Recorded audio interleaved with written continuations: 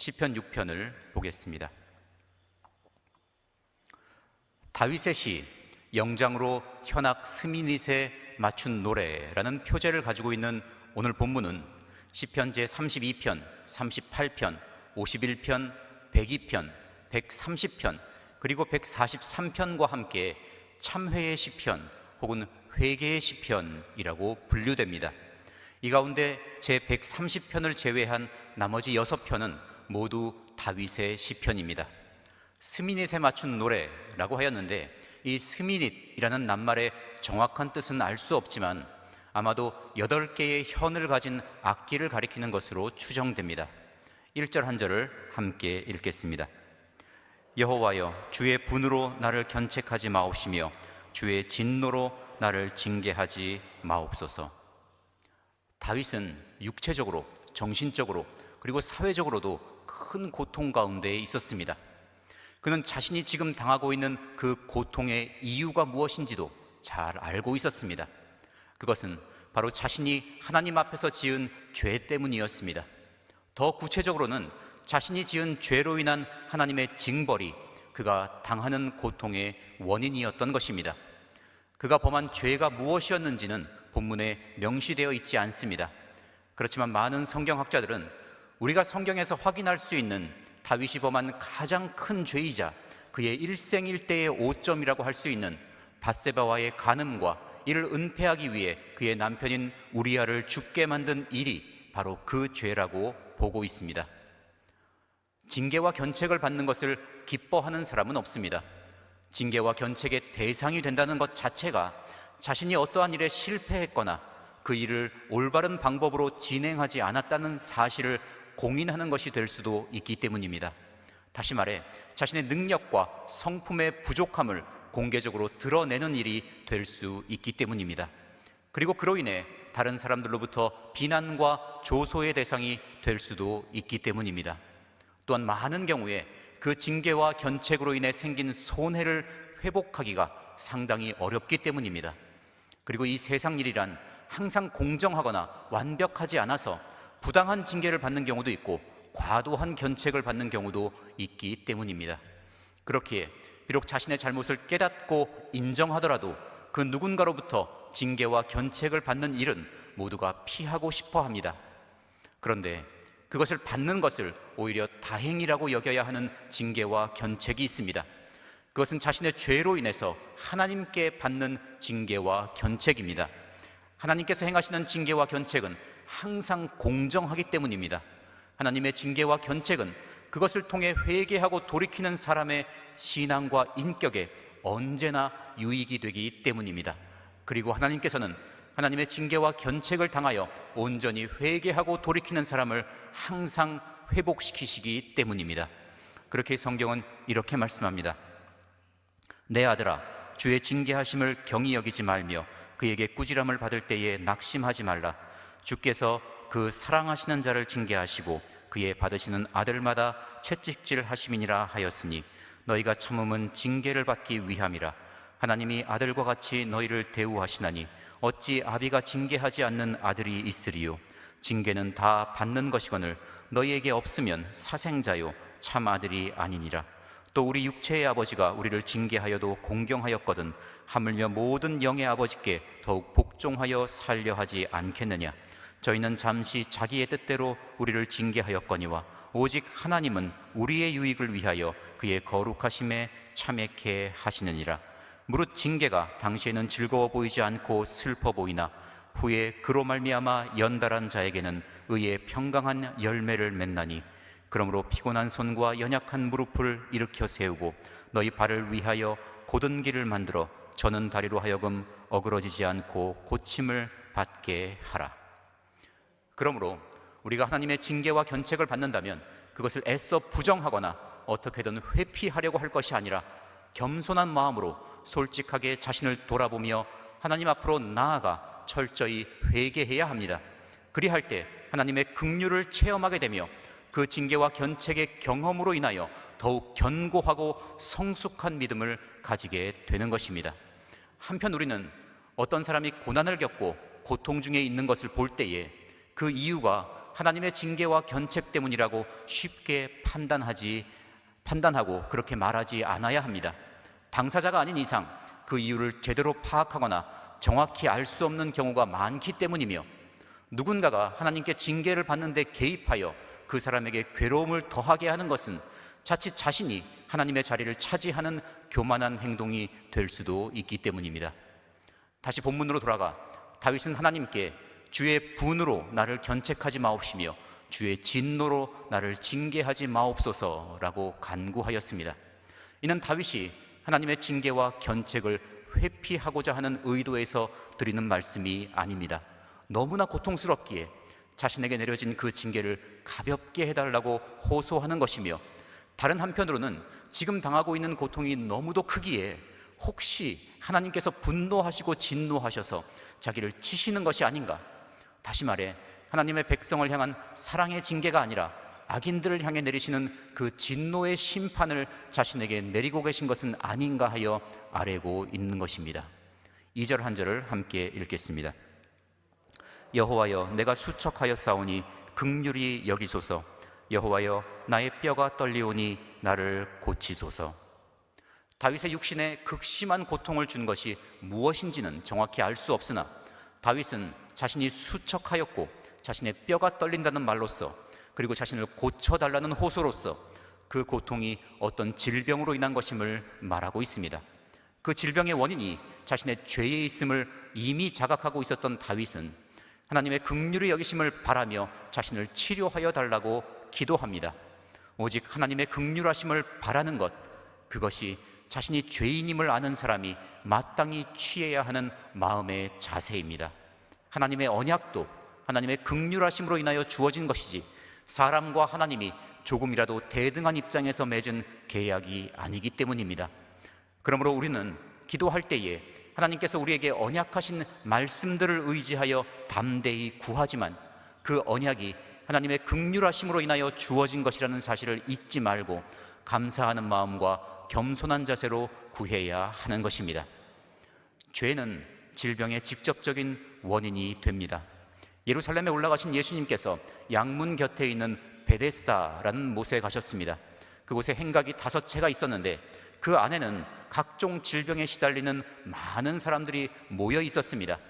천사가 가끔 그 못에 내려와 그 물을 동하게 하는데, 그 후에 가장 먼저 그 물에 들어가는 사람은 어떤 병에 걸렸든지 낫게 되었기 때문입니다. 거기에 38년 된 한 병자가 있었습니다. 그에게로 가까이 가신 예수님께서 네가 낫고자 하느냐? 라고 물으시자 그 사람이 예수님을 향하여 주여, 물이 동할 때에 나를 못에 넣어줄 사람이 없어 내가 가는 동안에 다른 사람이 먼저 내려가나이다 라고 대답하였습니다. 예수님께서 그를 향해 일어나 내 자리를 들고 걸어가라 라고 말씀하시자 그의 병이 순식간에 치료되었습니다. 그는 일어나서 자신이 누워있던 그 자리를 들고 걸어갔습니다. 그 후에 성전에서 그 사람을 다시 만나신 예수님께서 그에게 말씀하시기를, 보라, 네가 나았으니 더 심한 것이 생기지 않게 다시는 죄를 범치 말라 하셨습니다. 그렇지만 모든 질병이 그 병에 걸린 사람의 개인적인 죄로 인한 것은 아닙니다.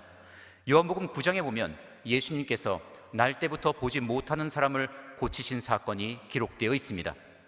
길을 가시던 예수님께서 한 소경을 보셨습니다. 그러자 그 장면을 본 제자들이 예수님께 나와 질문하였습니다. 랍비여, 이 사람이 소경으로 난 것이 네 죄로 인함이오니이까 자기 오니이까 그 부모 오니이까? 당시 유대 사회에서 어떤 사람이 병에 걸리면 그것은 그 사람의 죄로 인한 것이라는 인식이 보편적이었습니다.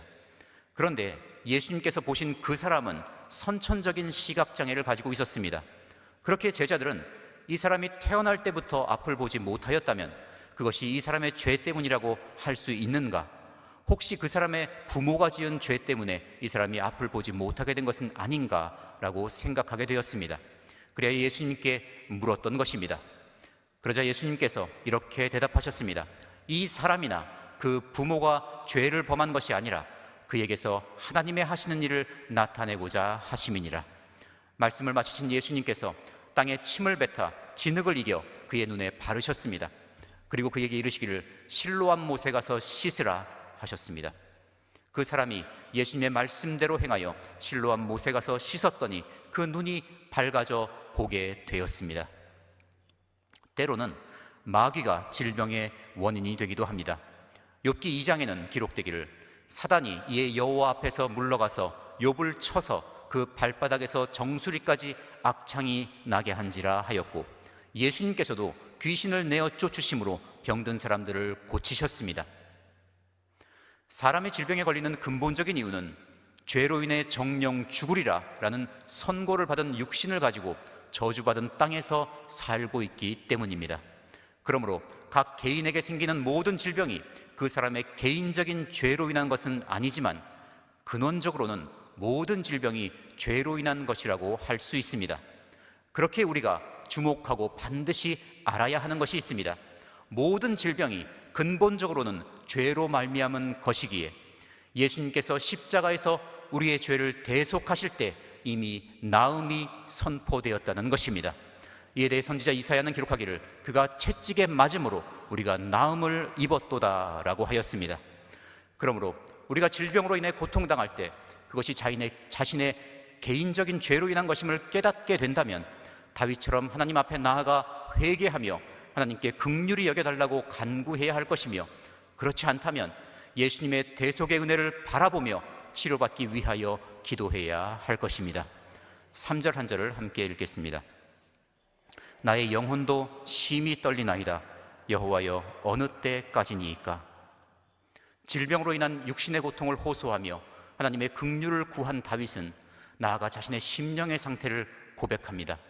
이 질병으로 인하여 나의 생명이 여기서 다하는 것이 아닌가 하는 생각을 하게 될 정도로 그의 심령 깊은 곳까지 두려움으로 가득하게 되었기 때문입니다.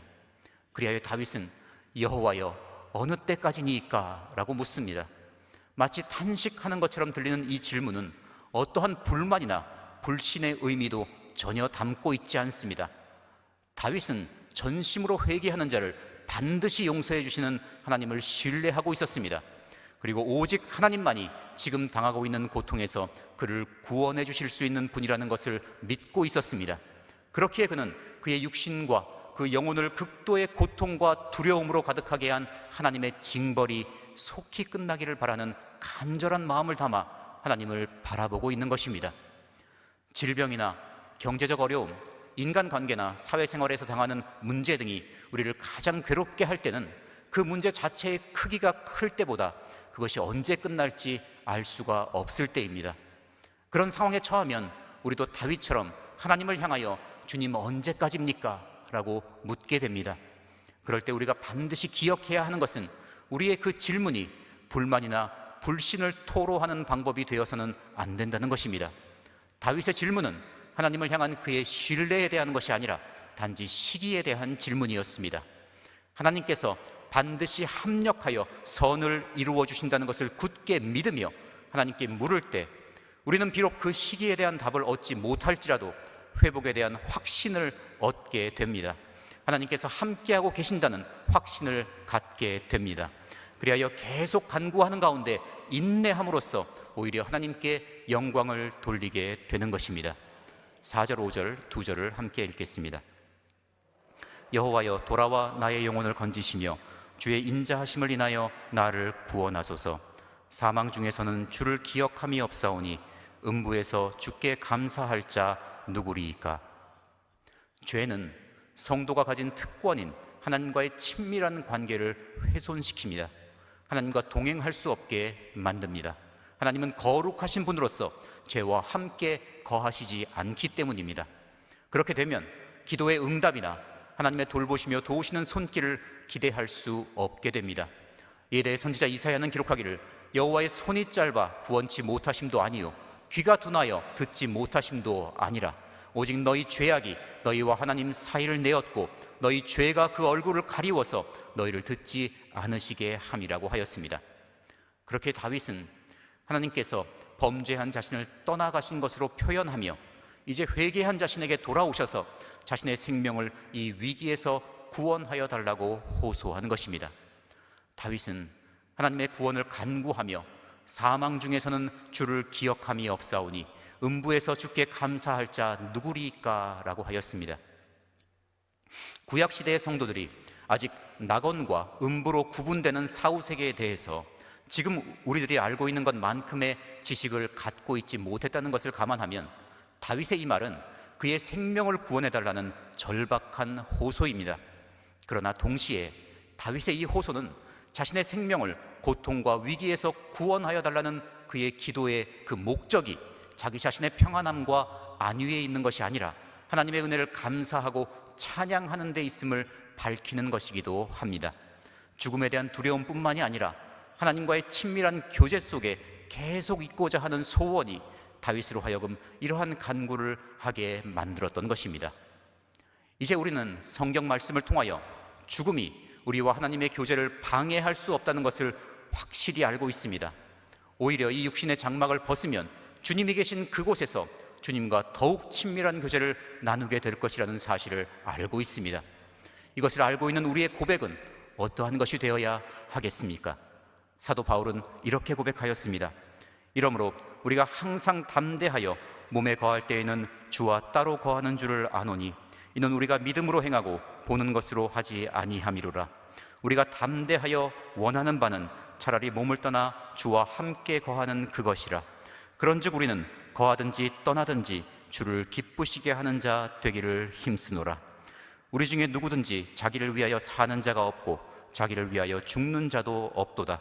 우리가 살아도 주를 위하여 살고 죽어도 주를 위하여 죽나니 그러므로 사나 죽으나 우리가 주의 것이로라. 이러한 고백이 바로 저와 여러분들의 고백이 되기를 바랍니다. 6절 7절 두 절을 함께 읽겠습니다. 내가 탄식함으로 곤핍하여 밤마다 눈물로 내 침상을 띄우며 내 요를 적시나이다. 내 눈이 근심을 인하여 쇠하며 내 모든 대적을 인하여 어두웠나이다. 곤핍하다라는 것은 완전히 소진되어 움직일 수조차 없는 상태를 묘사하는 말입니다. 다윗은 자신이 지은 죄로 인한 부끄러움과 회한과 슬픔으로 인하여 자신이 밤마다 탄식하며 눈물을 흘리고 있다고 고백합니다. 그 눈물의 양이 너무 많아서 침대를 적시는 것을 넘어서 눈물로 그 침상을 띄울 정도라고 말합니다. 다윗이 회개하고 있는 그 죄가 밧세바와의 간음 그리고 우리아를 죽인 그 사건에 대한 것이라면 그가 이렇게 기진맥진할 정도로 탄식하면서 눈물을 흘리면서 회개하는 것이 마땅하지 않은가라고 생각할 수도 있습니다. 그러나 예수님께서 다윗이 범한 것과 같은 죄, 누가 판단해도 비난받아야 마땅한 큰 죄 때문만이 아니라 우리 각자가 지은 크고 작은 모든 죄를 대속하시기 위해 십자가에 달려 죽으셨다는 것을 생각해 보면 우리가 범하는 작은 죄라도 그로 인해 여기 이 다윗처럼 마음 아파하며 회개하는 것이 당연한 일일 것입니다.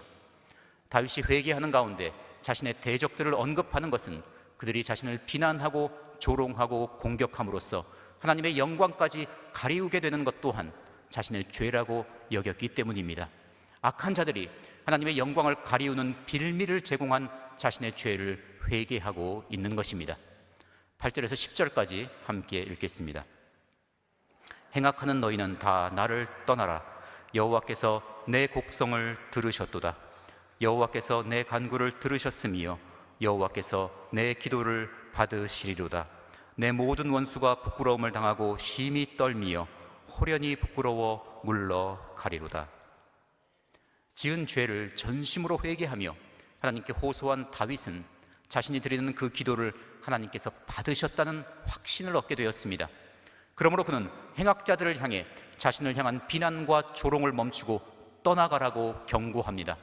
하나님께서 회개하는 하나님의 사람을 용서하시고 회복시키실 때 그 회복은 필연적으로 하나님의 징계를 틈타 그를 공격하던 그 악인들에 대한 심판을 포함하기 때문입니다.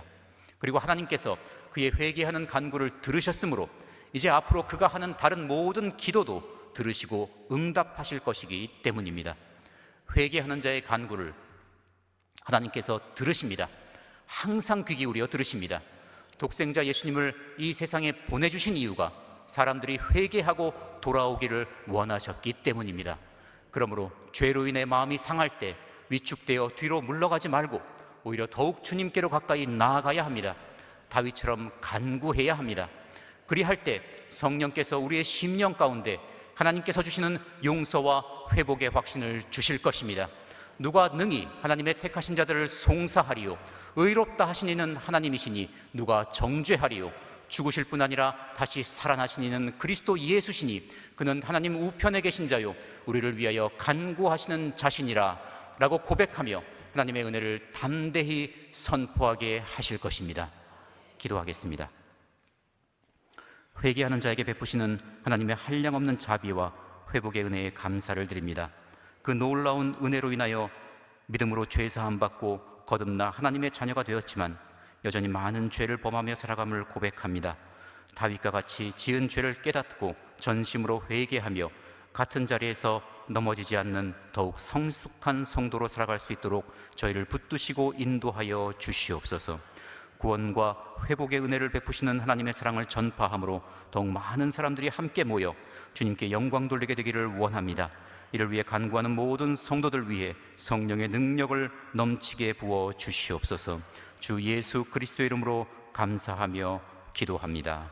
아멘.